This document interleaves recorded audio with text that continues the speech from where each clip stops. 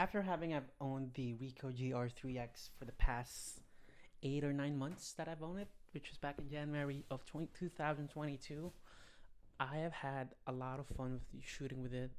It's been my most used camera, and I have three other cameras that I own and use for different type of purposes.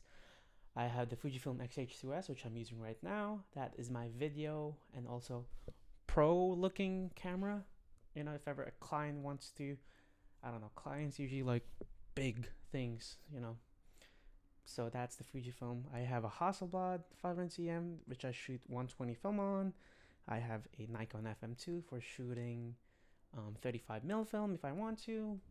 And there's this, the Ricoh GR IIIx, which is my everyday go-to camera if I want a little more something out of my photos. I really love the quality it puts out.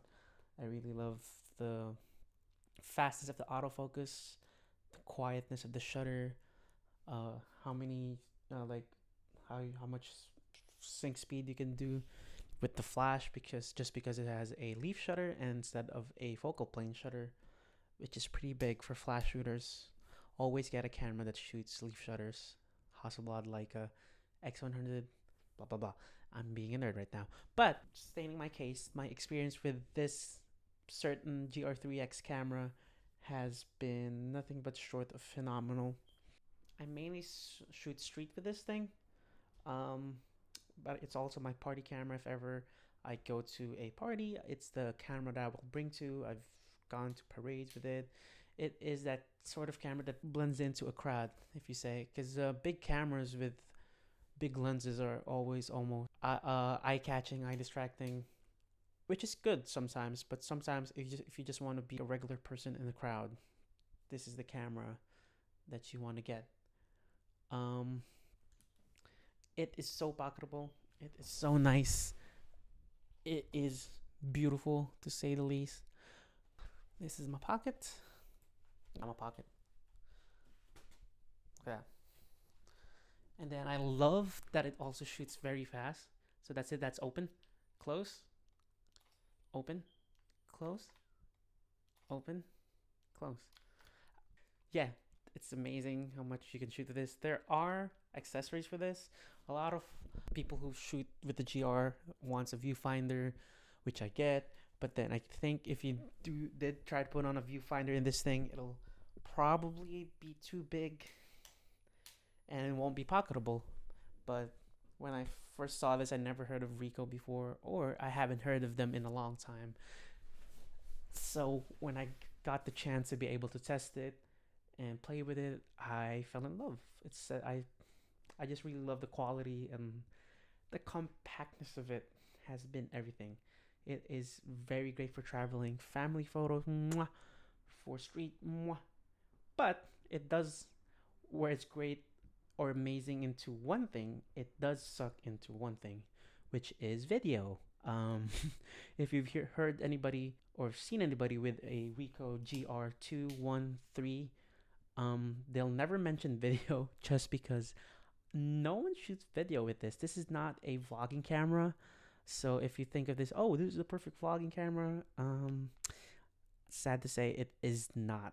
I think with we're more better off with the Sony or Canon G7X or the Sony ZV. You probably know those.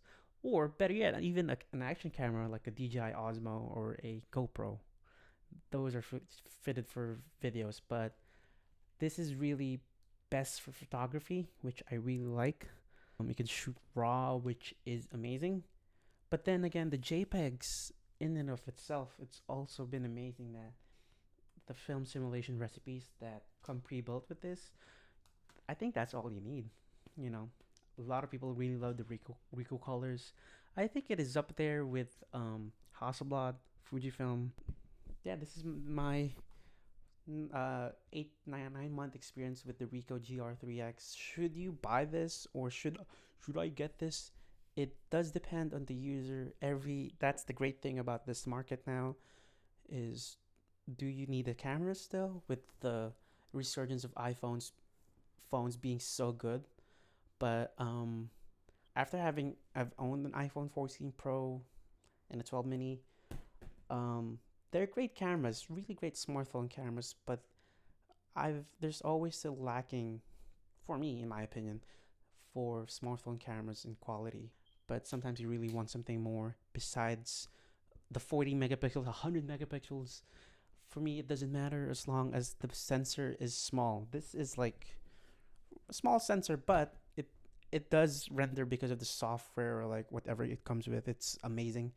But then this is an APS-C sensor, which is as big as this Fujifilm X-H2S that I'm shooting on. This is a big camera that I'm shooting on right now. Pretty big. I mean, medium, because the bigger the sensor, the more dynamic range you'll get out of it. Meaning more colors look more real. They look more, the dynamic range, like once you zoom in, there's more detail.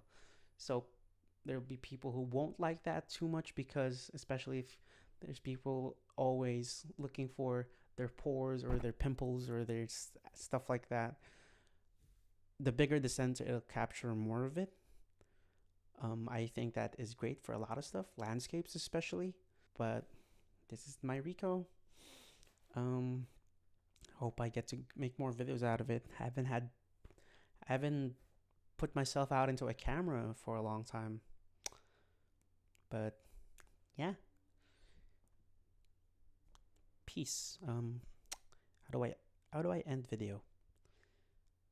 Huh. Hmm. Okay.